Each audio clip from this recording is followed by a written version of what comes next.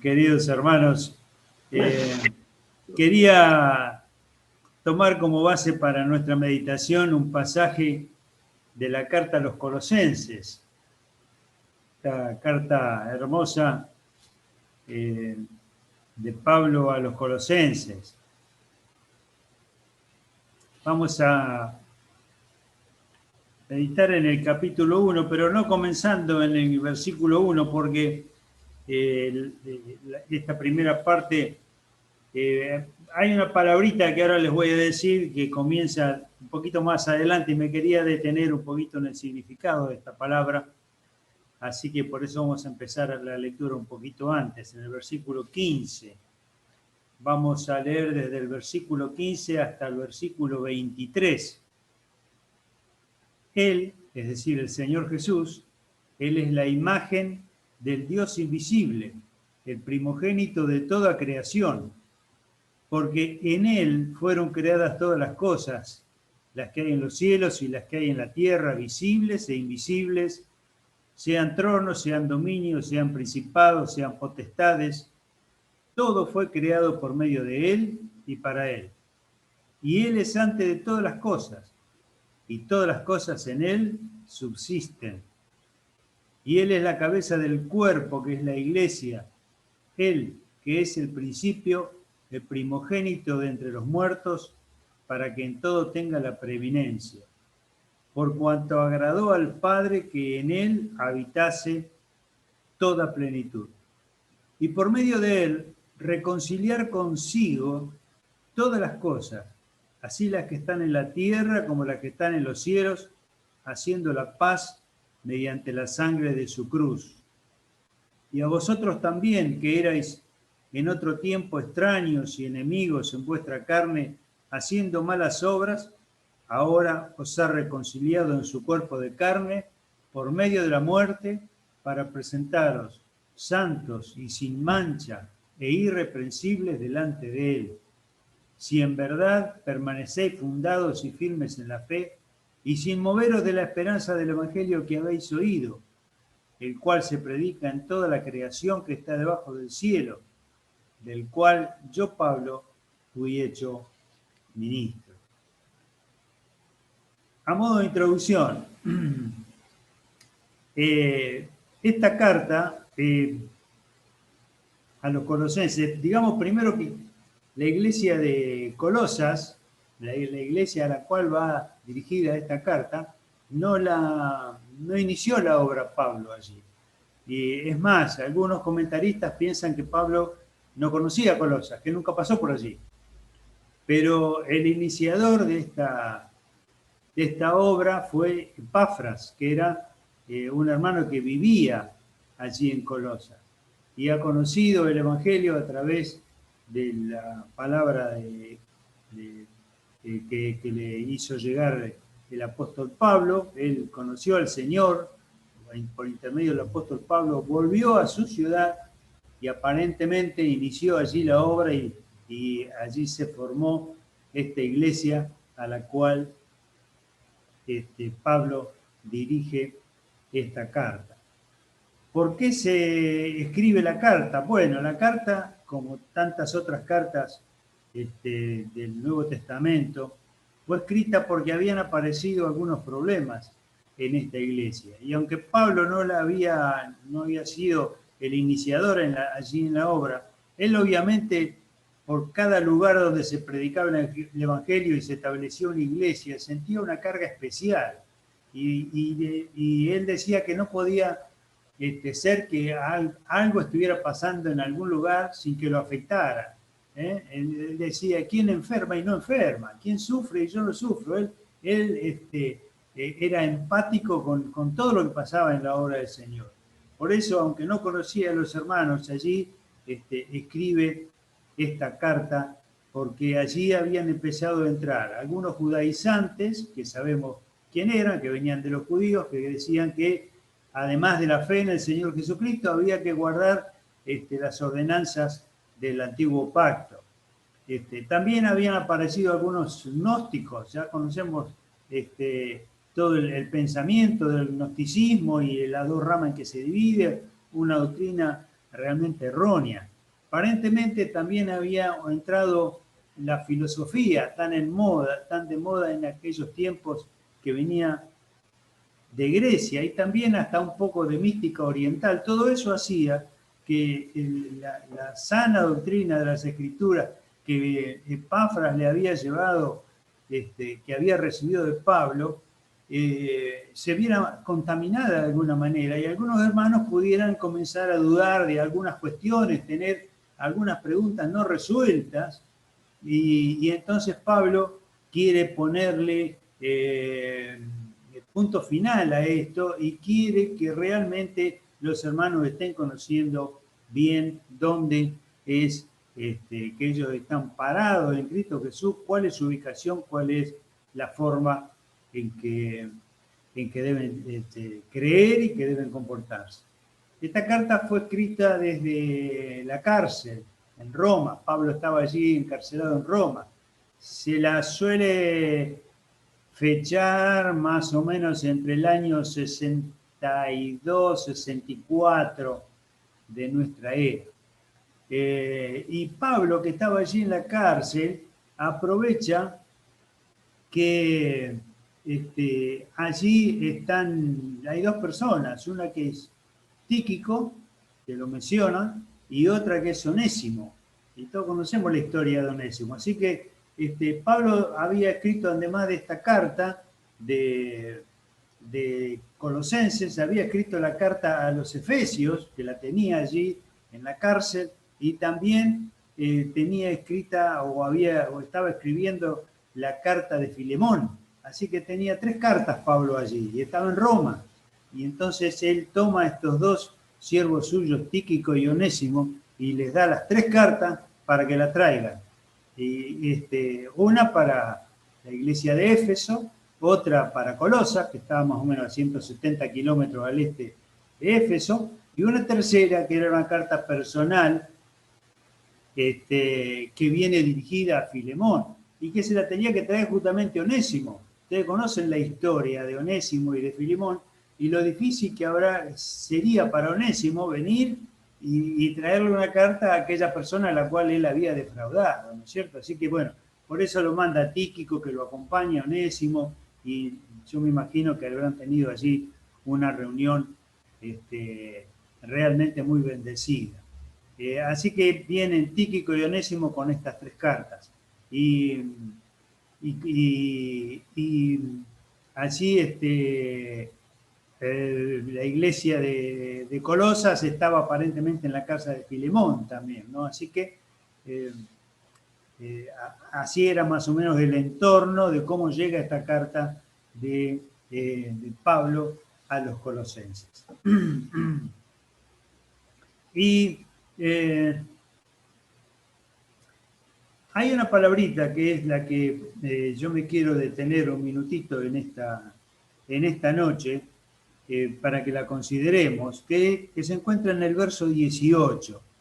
Está hablando obviamente de la persona del Señor Jesús, y dice, y Él es la cabeza del cuerpo, que es la iglesia. Él, que es el principio, el primogénito de entre los muertos, para que en todo tenga la preeminencia. Y esta palabrita preeminencia es en la cual me quiero quedar un ratito, si ustedes me acompañan. Es una palabra que aparece solamente aquí. Es en el único lugar en toda la Biblia que aparece esta palabra preeminencia. Es la única vez, ¿no?, que nos habla acerca de la superioridad de Cristo. Pero no solo de la superioridad, porque alguien podría pensar que Cristo era una persona superior, pero que podía haber otras cosas que estuviesen más o menos a su altura. Pero esta palabra, el significado de esta palabra, preeminencia, y yo creo que Pablo, por lo que hemos descrito de los problemas que estaba pasando la iglesia, la eligió cuidadosamente. Esta palabra preeminencia indica que a alguien que sobrepasa al resto, que está por encima de los demás. Alguien cuya dimensión no puede ser alcanzado por ningún otro, que es único. Es el Señor Jesucristo. Así que con esto queda desvirtuado todo lo demás, todas las demás cosas que se habían ido metiendo dentro de la iglesia de Colosas. Porque Pablo dice para que en todo tenga la preeminencia. Ya el Señor Jesucristo había hablado de él por encima, en Mateo 26, él dice, uno mayor que el templo está aquí, en el verso 6, en Mateo 12, perdón, el verso 6. Después en el verso 41 les dice, uno mayor que Jonás está aquí.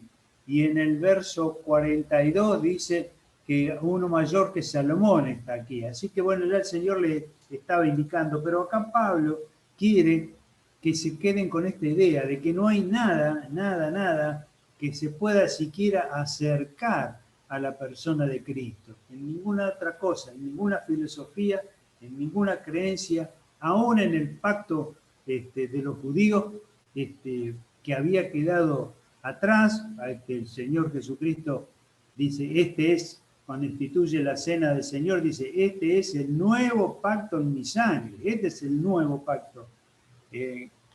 Cuando vamos allí a Jeremías capítulo 31, allí el profeta dice, y haré un nuevo pacto. Bueno, ya estaba adelantando el nuevo pacto. Y el nuevo pacto, después el Señor Jesucristo dice, este es el nuevo pacto en mi sangre. Quería que viésemos algunos aspectos acerca de lo que es esta preeminencia del Señor Jesucristo. En primer lugar, la preeminencia la tiene en relación con el Padre. Porque dice allí en el verso 15, Él es la imagen del Dios invisible. Él es la imagen del Dios invisible. Para los judíos, siempre Dios había sido un ser que ellos jamás podían ver. Incluso en Éxodo capítulo 33 y verso 20, el mismo Dios dice, no me verá hombre y vivirá. Así que era realmente, ver a Dios era algo que resultaba absolutamente imposible, impensado para cualquier judío. No me verá hombre y vivirá. Cuando vamos al Evangelio de Juan, en el capítulo 1 y en el verso 18, allí el escritor dice, nadie vio jamás a Dios. El unigénito Hijo, que está en el seno del Padre, Él le ha dado a conocer. Él le ha dado a conocer. Así que, fíjense, Él es la imagen del Dios invisible. Pero el Señor Jesucristo vino a dar a conocer a la persona de Dios, a revelar a Dios. Cuando vamos al mismo Evangelio, en el capítulo 14 y verso 9, ustedes recuerdan toda aquella conversación que tiene el Señor Jesús con sus discípulos, y Felipe le dice, Señor, muéstranos al Padre y nos basta. Y el Señor le dice, tanto tiempo hace que estoy con ustedes, Felipe, y no me has conocido.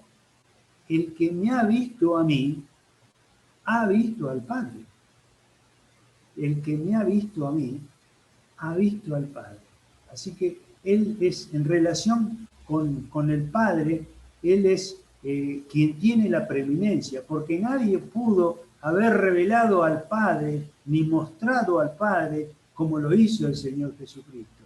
No hay otro que pudo hacer absolutamente esto. También dice luego en la segunda parte del capítulo, el primogénito del versículo 15, perdón, la segunda parte, el primogénito de toda creación. Y esta palabrita primogénito a veces la utilizan los testigos de Jehová para decirnos que el Señor Jesucristo fue un ser creado. No es así. La palabra primogénito se usa varias veces de distintas formas en la Biblia. Algunas veces en forma literal, cuando habla de la descendencia en la familia, dice fulano era el hijo primogénito. Bien, pero otras veces también se utiliza con relación a Israel en sentido figurado. El Señor dice, Israel es mi primogénito. Pero también esta palabrita de primogénito nos está indicando prioridad, es decir, que el Señor Jesucristo es anterior a todo lo que ha sido creado. Por eso dice, es primogénito. Él estaba ya antes de la creación, existía, coexistía con Dios como la segunda persona de la Trinidad. Así que es anterior a todo lo creado. Y es también, dice allí en Juan 17:15, que Él es el heredero y es el dueño de la creación. Y en Hebreos capítulo 1 y verso 2 también nos habla. Así que no, es el primogénito en cuanto al sentido cronológico, pero también en cuanto a la jerarquía. Es decir, no hay otro que esté a su altura, no hay otro igual. Por eso es el primogénito en relación a la creación. El verso 16 dice, porque en él fueron creadas todas las cosas, las que hay en los cielos y las que hay en la tierra, visibles e invisibles, sean tronos, sean dominios, sean principados, sean potestades. Todo fue creado por medio de él y para él. Todo fue creado por medio de él y para él. Cuando comenzamos la lectura del Evangelio de Juan, allí en el capítulo 1 y verso 3, el escritor nos dice que todas las cosas por él fueron hechas. Por él fueron hechas. Por eso, cuando habla del primogénito, allí la prioridad. Él estaba antes de la creación. Todas las cosas por él fueron hechas. Y sin él, nada de lo que ha sido hecho fue hecho. Toda la creación, todo lo creado, gira alrededor de la persona de nuestro Salvador. Él es el arquitecto, el constructor del universo, el diseñador, quien da inicio a todo lo que existe. Dice, todo fue creado por medio de él. Él es el ejecutor, él es el que hizo, el que llevó adelante la obra. Y también dice, y para él, es decir, que para que todo lo que fue creado con un único objetivo, que sea suyo, que sea de su pertenencia, que le pertenezca a él. Recordamos allí en Juan capítulo 1 y verso 11, cuando dice, a lo suyo vino y los suyos no le recibieron. A lo suyo vino. A veces estas palabras se interpretan como que dice a lo suyo vino a hacer la obra que le correspondía.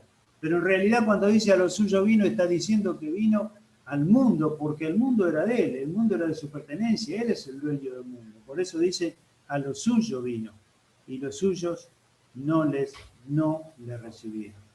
El verso 17 dice, y él es antes de todas las cosas, y todas las cosas en él subsisten. Él es antes, él está por delante de todas las cosas. Como el Dios eterno que no tiene principio, él es cronológicamente anterior a la creación. Pero dice, y todas las cosas en él subsisten, es decir, todo en la persona de Cristo, toda la creación mantiene su cohesión. Por eso es inamovible, por eso está todo regido por él. A veces cosas que, bueno, obviamente, por lo menos yo no llego a entender la dimensión de todo lo que hay en el espacio sideral, algo que los mismos científicos no comprenden bien, pero todo está controlado por él. Dice Hebreos 1:3, él es quien sustenta todas las cosas con la palabra de su potencia. Bien, el universo es tan grande y tan misterioso para la mente del hombre, que es una mente chiquita, limitada, que no puede alcanzar a comprender, ¿no? Uno ve, si uno pudiera estudiar y por lo menos ver aunque sea las cosas elementales de lo que es un átomo, que es la parte más chiquitita de la materia, y cuántas fuerzas interactúan en ese átomo para que el átomo sea como es, un núcleo rodeado de electrones, o cuando uno mira el cielo, ¿no? Y ve esas cosas maravillosas que no podemos comprender. Recordamos cuando el Señor le dijo a Abraham, lo sacó de la tienda y le dijo, sal fuera y mira las estrellas y cuéntalas. Si las puedes contar, así será tu descendencia. Si las puedes contar. Hoy en día los científicos tampoco, después de tantos años de eso y de tantos conocimientos, pueden llegar a contar las estrellas. Dan un número increíblemente grande, pero es solamente aproximado. Pero Dios sabe exactamente cuántas estrellas hay. También dice el escritor del Antiguo Testamento que Él a todas llama por su nombre. Fíjense si Dios tiene registrado las estrellas que ha creado. A todas llama por su nombre. Así que Él tiene la preeminencia en la relación con el Padre, también en la creación, pero también en la iglesia. Lamento, hay tanto para decir este pasaje y el tiempo, por lo menos para mí, vuela. Pero vamos a versículo 18. Dice, y Él es la cabeza del cuerpo, que es la iglesia. Él, que es el principio, el primogénito de entre los muertos, para que en todo tenga la preeminencia. Él es la cabeza del cuerpo, que es la iglesia. En Efesios dice que la iglesia es el cuerpo de Cristo. En Colosenses dice que Cristo es la cabeza de la iglesia. Están diciendo, en las dos cartas dice lo mismo, pero sin embargo hay una diferencia, ¿no? Aquí el interés se centra en la cabeza. Él es la cabeza del cuerpo, que es la iglesia. Bueno, la cabeza, como sabemos, es la parte principal del cuerpo, ¿no? Una persona puede vivir sin sus dos brazos. Conocemos casos de personas que viven sin sus dos brazos. Conocemos casos de personas que viven no solo sin sus dos brazos, sino que además viven sin sus dos piernas.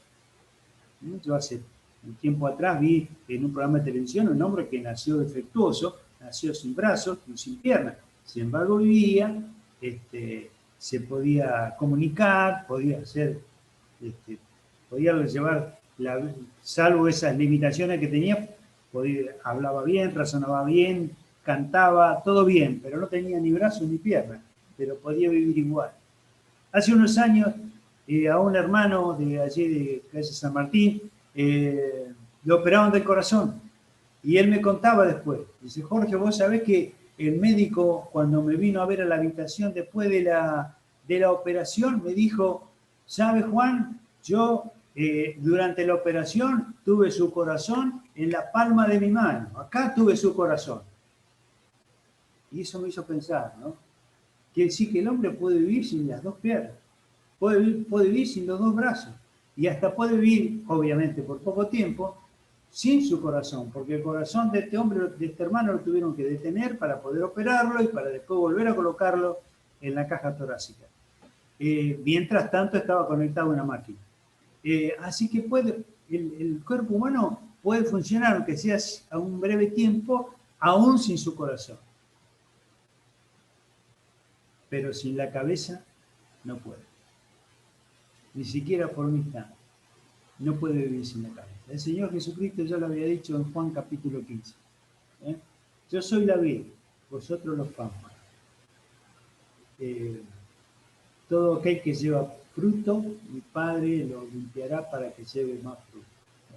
Y dice, porque separados de mí, nada podéis hacer. Cuando una iglesia quiere dejar de lado, desconectarse o darle más importancia a otra cosa que a la cabeza, que es Cristo, nada podéis hacer. Separados de mí, nada podéis hacer. Él que es el principio, así como es el principio de la creación, como lo hemos visto también recién, Él es el principio de la iglesia. La iglesia es algo que Él ha creado. Pero luego dice, es el primogénito de los muertos, el primogénito de entre los muertos. ¿Y qué quiere decir esto? Bueno, uno dice, pero ¿cómo puede ser que diga que Cristo es el primogénito entre los muertos si Él mismo había resucitado a otras personas antes? Resucitó a Lázaro, al hijo de la viuda de Naín. Bueno, pero esas personas resucitaron y después volvieron a morir. Es decir, en realidad lo que hizo fue volverlos a la vida. Pero el único que resucitó para no volver a morir es el Señor Jesucristo. Por eso Él es el primogénito, es el primero. Porque también después vamos a seguir nosotros el día que Él nos venga a buscar. No sé si estaremos vivos o ya no estaremos vivos, pero Él dice que los que estén muertos van a ser resucitados con Él. Y vamos a estar todos con Él en el cielo. Así que Él, pero el primogénito, el primero que resucitó para no volver a morir, fue el Señor Jesucristo. Dice, para que en todo tenga la preeminencia, es decir, que también por su resurrección, por el hecho de haber abandonado la tumba triunfante sobre la muerte, él también tiene la preeminencia. Dice el verso 19, por cuanto agradó al Padre que en él habitase toda plenitud. Que en él habitase. Esta es otra cosa que no se dice de nadie más. Mire, a veces las personas confían en distintas cosas, en algún santo, en alguna persona. Vemos religiones de todo tipo, creencias de todo tipo. A veces vamos por la ruta y vemos que alguien ha puesto una cosa ahí dedicada a una persona. No. Agradó al Padre que en él habitase toda la plenitud. Es del único que se puede decir esto, que toda la plenitud de Dios habitó en una persona, habita en una persona, solamente en la persona del Señor Jesucristo. Por eso, Él tiene la preeminencia. Él es el manantial de vida para la iglesia, es el que le da vida a la iglesia, es el que tiene la preeminencia en la vida de la iglesia también. No vamos a saltear unos versículos para que no se nos alargue demasiado, porque ahora tendríamos que hablar de la preeminencia de Cristo en el ministerio de Pablo, que va del versículo 24 a 29, pero lo vamos a saltear y nos vamos a ir al versículo 23, perdón, 20, vamos a leer del 20 al 23. Dice, y por medio de él, reconciliar consigo todas las cosas, así las que están en la tierra como las que están en los cielos, haciendo la paz mediante la sangre de su cruz.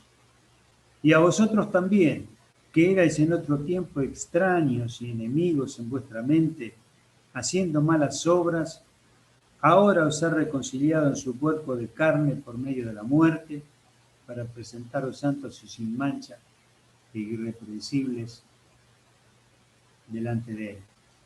Si en verdad permanecéis fundados y firmes en la fe y sin moveros de la esperanza del evangelio que habéis oído, el cual se predica en toda la creación que está debajo del cielo, en el cual yo, Pablo, fui hecho ministro. Aquí nos dice que Él es el único medio de reconciliación.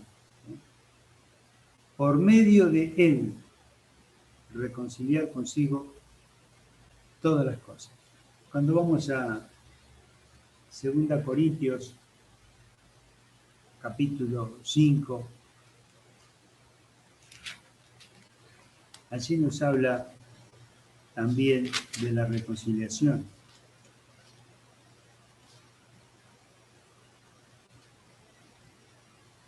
Dice el verso 18,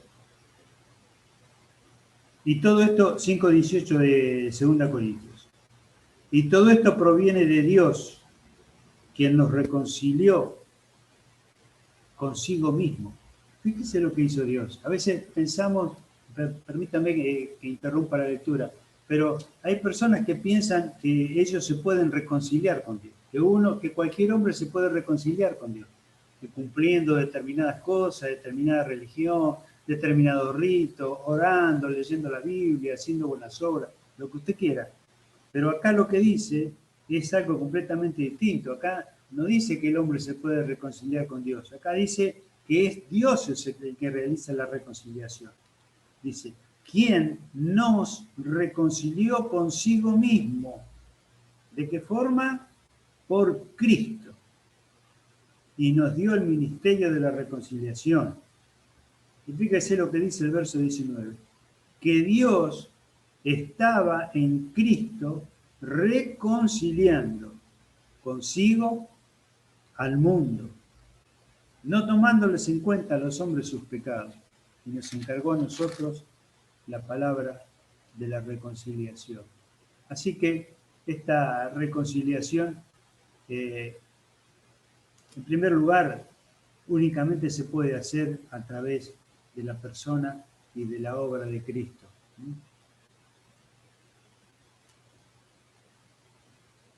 Dice también el verso 17, de modo que si alguno está en Cristo, nueva criatura es.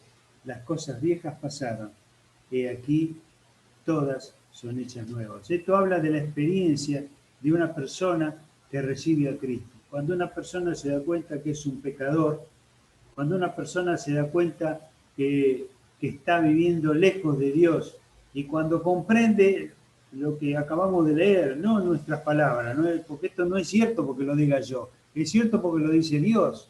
Por eso estamos leyendo en el libro de Dios, en la Biblia, el libro que Dios hizo escribir para nosotros, para los hombres. Cuando una persona se da cuenta de que necesita que sus pecados sean perdonados y viene a Cristo, bueno, aquí dice la Biblia que cuando uno cree en Cristo, porque aquí dice el que está en Cristo es justamente eso, haber creído en Él, haber depositado nuestra confianza en Él, nuestra fe en Él, eso es estar en Cristo. El que está en Cristo es una nueva criatura. Así que, pero Él es el único medio para la reconciliación del hombre con Dios. En realidad, si termináramos leyendo el pasaje de Corintios, allí dice, os rogamos en nombre de Cristo, reconciliaos con Dios. Y pareciera aquí también que esta expresión indica que el hombre puede tener la iniciativa de reconciliarse con Dios. Pero acá en realidad, si tuviéramos acceso al original, al griego, para los que saben griego, nos dicen que en realidad el sentido de esta frase es que debemos aceptar la reconciliación que Dios ya hizo en Cristo. Eso es. No que el hombre puede reconciliarse con Dios, porque esta reconciliación, en esta reconciliación entre Dios y el hombre, Cristo tiene la preeminencia. Por eso solamente podemos reconciliarnos a través de Él. Dice también que es una reconciliación universal, porque dice reconciliar consigo todas las cosas, así las que están en la tierra como las que están en los cielos, haciendo la paz mediante la sangre de su cruz. Job, allí en su libro, nos habla un poco acerca de estas cosas, de los ángeles, del universo, y de que todo necesita justamente de la intervención de Dios en esta reconciliación. Y el objetivo de esta reconciliación, ¿cuál es? Hacer la paz. Dice, así las que están en la tierra como las que están en los cielos, haciendo la paz mediante la sangre de su cruz.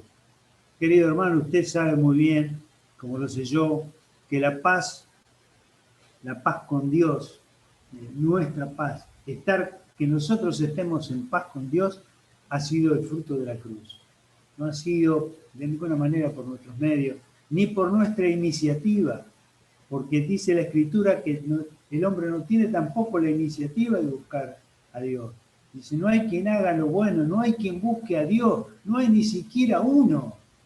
Es decir, que es Dios el que sale a nuestro encuentro. Él ha venido a buscarnos y Él ha venido y Él se ha revelado a nosotros a través del Señor Jesucristo. Hemos tomado conocimiento de Él a través de su palabra. Dice que la fe viene por el oír y el oír de la palabra de Dios. Y ahora estamos justamente escuchando esta palabra bendita que Él nos ha dejado y que nos está mostrando aquí que la reconciliación del hombre con Dios está solamente en el Señor Jesucristo. Él es quien tiene todo el poder. Por eso dice en el versículo 21, y a vosotros también, les dice a los colosenses, que erais en otro tiempo extraños y enemigos en vuestra mente, haciendo malas obras, ahora os ha reconciliado. Acá otra vez, es Dios el que reconcilia. Ahora os ha reconciliado. No somos nosotros los que nos reconciliamos. La preeminencia en la reconciliación la tiene el Señor Jesucristo. ¿De qué forma? En su cuerpo de carne por medio de la muerte. Y aquí se está refiriendo justamente al hecho de que el Señor Jesucristo dejó el cielo, tomó un cuerpo humano para poder llevarlo a la cruz y morir ahí. Llevar el peso de nuestros pecados sobre la cruz, pagar nuestra deuda y derramar su sangre preciosa porque es lo único que puede limpiar nuestros pecados, la sangre preciosa de Cristo. Es lo único que puede. Cuando vamos allí al libro de Apocalipsis, en el capítulo 1 y verso 5, dice, al que nos amó y nos lavó de nuestros pecados con su sangre. Nos lavó de nuestros pecados con su sangre. Qué cosa maravillosa, qué obra grandiosa, qué obra inmerecida. Fíjese lo que dice aquí en el verso 21, que en otro tiempo los colosenses y también nosotros, se puede decir perfectamente de nosotros hoy, de usted y de mí, éramos en otros tiempos extraños y enemigos en vuestra mente, es decir, nuestra mente estaba muy lejos de las cosas de Dios, nuestras acciones, nuestra vida, todo lejos de las cosas de Dios. Pero ahora os ha reconciliado en su cuerpo de carne por medio de la muerte. ¿Para qué? Para presentaros santos y sin mancha e irreprensibles delante de Él. Así que realmente, yo no sé si entre quienes están asistiendo vía virtual en esta noche a la reunión hay alguna persona que todavía no tiene al Señor Jesucristo como su único y suficiente Salvador. Esta forma de comunicarnos es un poco extraña. Siempre nosotros estamos acostumbrados a estar reunidos en un lugar, y el que está desde la plataforma siempre tiene contacto visual. Es decir, yo lo miro a usted a los ojos y usted me mira a mí a los ojos. Ese es el contacto visual. Es tan importante cuando uno quiere comunicar algo a alguien, el contacto visual. Pero ahora mis ojos ven un teléfono o ven una pantalla de computadora y lo mismo le pasa a usted. No nos podemos mirar a los ojos. Pero qué lindo que es cuando uno se puede mirar a los ojos para hablar de estas cosas. Es como hablar de corazón a corazón. Hoy hablamos un poco a través de este medio virtual. Pero queremos decirle, nuestro querido amigo, si usted todavía no tiene al Señor Jesucristo en su corazón, tiene que saber que un día Dios lo va a llamar a juicio, porque dice allí en la carta a los Hebreos, en el capítulo 9, versículo 27, de la manera que está establecido para los hombres que mueran una vez y después de esto el juicio. Es decir, hay un día de juicio que viene, nosotros no sabemos cuál es, pero Dios sí ya sabe cuál va a ser ese día. La Biblia dice que Él ha establecido un día en el cual va a juzgar al mundo con justicia por aquel varón dándole al cual designó, estoy tratando de hacer memoria, al cual designó, dando fe con haberle levantado a los muertos. Es decir, hay un día que ya está establecido en que cada persona que no tiene a Cristo tendrá que presentarse y dar cuenta delante de Dios. ¿Y por qué? Y porque somos pecadores, porque lo dice Romanos, capítulo 3, verso 23 y tantas otras partes de la Biblia, como citábamos recién, que somos pecadores y que estamos separados de la gloria de Dios, que solamente borrando nuestros pecados podemos tener acceso a Dios. ¿Qué es lo que puede borrar el pecado de nuestra vida? Lo que borró el pecado de mi vida y de los queridos hermanos que están reunidos ha sido la sangre preciosa de Cristo. Y es lo único que puede borrar también sus pecados, si usted en esta noche se da cuenta que ha estado viviendo lejos de Dios y que necesita el perdón de sus pecados. Cantamos un coro recién, un coro muy, que tiene muchísimos años, que dice: solamente en Cristo, solamente en Él. La salvación se encuentra en Él. No hay otro nombre dado a los hombres. Solamente en Cristo, solamente en Él. Esa es una canción que se sacó creo, del libro de los Hechos, capítulo 4 y versículo 12, porque allí dice: en ningún otro hay salvación, porque no hay otro nombre bajo el cielo dado a los hombres en que podamos ser salvos. Así que yo lo animo a que en esta noche usted ponga su fe en el Señor Jesucristo. Lo animo a que en esta noche usted piense que solamente en Él hay salvación. Estoy buscando un versículo acá. Solamente en Él hay salvación. No piense que, digamos, lo que más, la razón que más nos dan a veces las personas cuando hablamos de estas cosas, nos dicen: bueno, pero yo siempre traté de hacerlo mejor, siempre traté de pasar, de ser una buena persona, un buen esposo, una buena esposa, un buen hijo, un buen trabajador. Y una vez estaba hablando con un hombre, le prediqué el evangelio, hablamos, le presté un libro, y él me decía después: mirá, yo, dice, por más que vos me digas lo que me digas, yo pienso que Dios no puede dejar de lado todas las cosas buenas que yo hice, porque yo soy un hombre que ha ayudado a muchísima gente, y Dios no puede dejar de lado todas las cosas que yo hice. Bueno, pero fíjese lo que dice aquí Efesios capítulo 2, versículo 8. Porque por gracia, ¿qué es la gracia? La gracia aquí en la Biblia nos habla de gracia, nos habla de un favor inmerecido, es decir, no solo de un favor inmerecido, sino de algo que hemos hecho todo lo contrario para recibirlo. Digamos, hemos ofendido a una persona. Es decir, es como si alguien nos hiciera un daño a nosotros y nosotros, en vez de responder a ese daño con una denuncia o con una acción, fuésemos y le diéramos lo mejor que nosotros tenemos de regalo. ¿Qué merecimiento hizo esa persona hacia nosotros? Ninguno. Pero nosotros sí fuimos y le hicimos ese regalo. Eso es lo que Dios ha hecho con nosotros. Nosotros hemos hecho todo para ofender el nombre de Dios. Pero Él dice: por gracia. Esto es la gracia.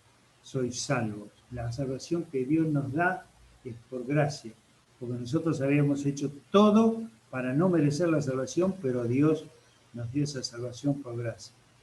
Por medio de la fe, este es el instrumento. Alguien dijo, la gracia es como un plato de sopa y la fe es la cuchara con la cual tomamos esa sopa. Es la fe. Dios quiere que por fe aceptemos esta gracia. Y esto no de vosotros, es decir, es algo que el hombre no puede hacer, pues es don de Dios. Y quiero que preste atención a este versículo, que es el versículo 9 de Efesios capítulo 2, que dice claramente: no por obras, para que nadie se gloríe. Mire, supongamos que usted está hoy en la puerta del cielo. Usted hoy Dios lo llama, ojalá que no, que pasen muchos años, pero cuando sea, el día que usted tenga que presentarse delante, ¿usted cree que le va a poder decir a Dios: mire, yo hice esto, hice esto? De ninguna manera. No es por obras, es por gracia.